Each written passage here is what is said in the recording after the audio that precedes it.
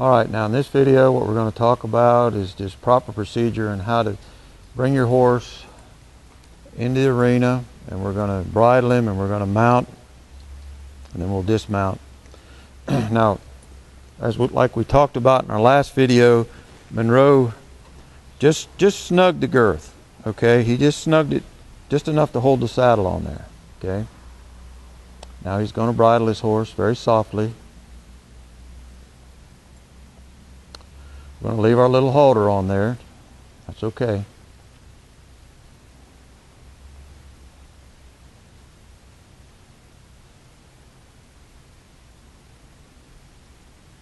If you watch our previous videos, the softening process and this bitting process, it's kind of a ritual. You got to get this all worked out before we're going to go riding. Okay.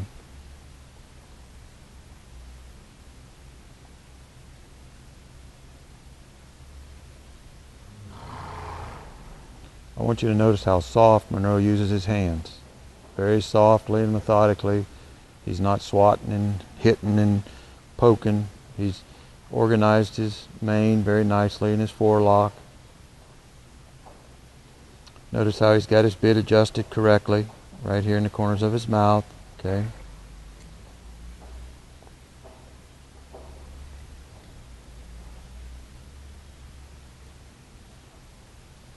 Now he's going to take his horsemanship rope and untie it, and then come over here, Brandon, and he's going to stow his rope on this ring right here. Okay. And he carries that rope with him everywhere.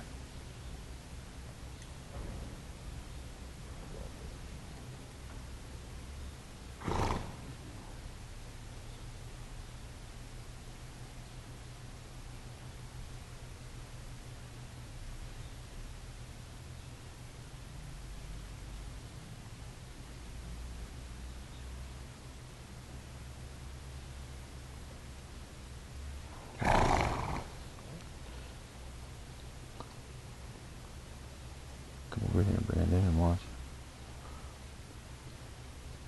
I'm going to come up maybe a hole or two, and he's going to tighten that girth just like he is the laces on his shoes.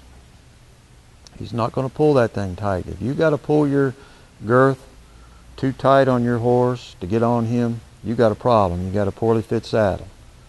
Okay. All right, now Brandon, come around front here. And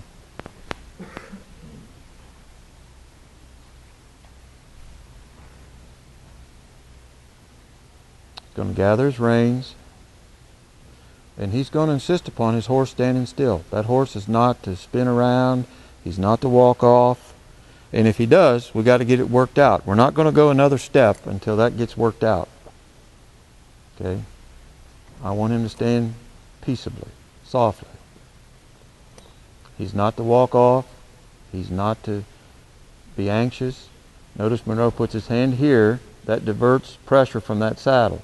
Puts his hand back there, or some people will even grab up here on the pommel. Okay. Now notice Monroe is looking at that horse's left ear right there. Now watch when he gets on how his shoulder goes over the point of gravity.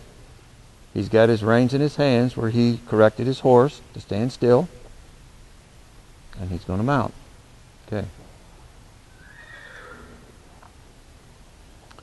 And that horse stands still and stands patiently while he arranges himself. Gets his feet in the stirrups, he gathers his reins, and he is not to walk off until he says it's okay. And if he does, we're going to stop and back up and get that all worked out.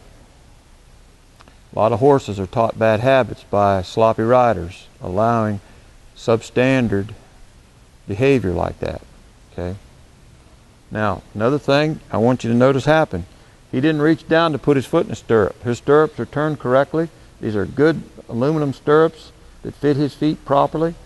And he put his foot in his stirrup. If you lean down to have to put your foot in a stirrup, that's the next problem. You can't do that either, because basically you gave that horse impulsion to move forward when you moved like that.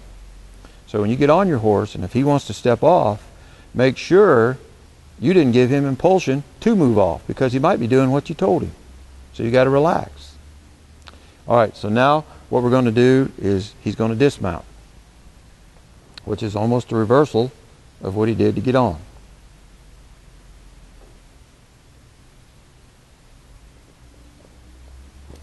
Like that.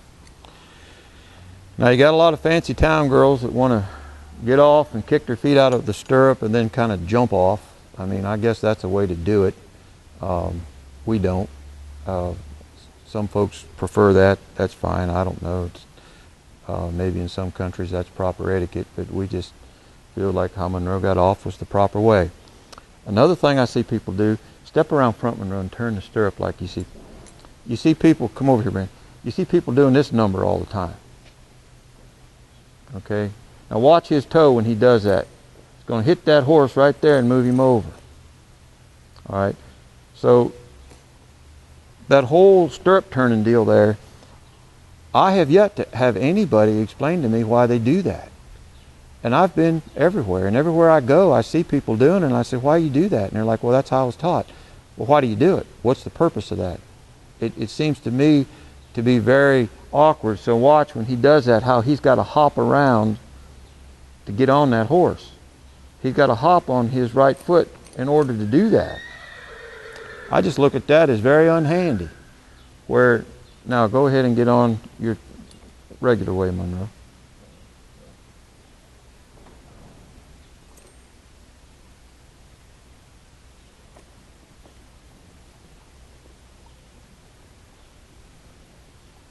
So, but notice how he handled that. The horse wanted to step off and he just softly corrected him.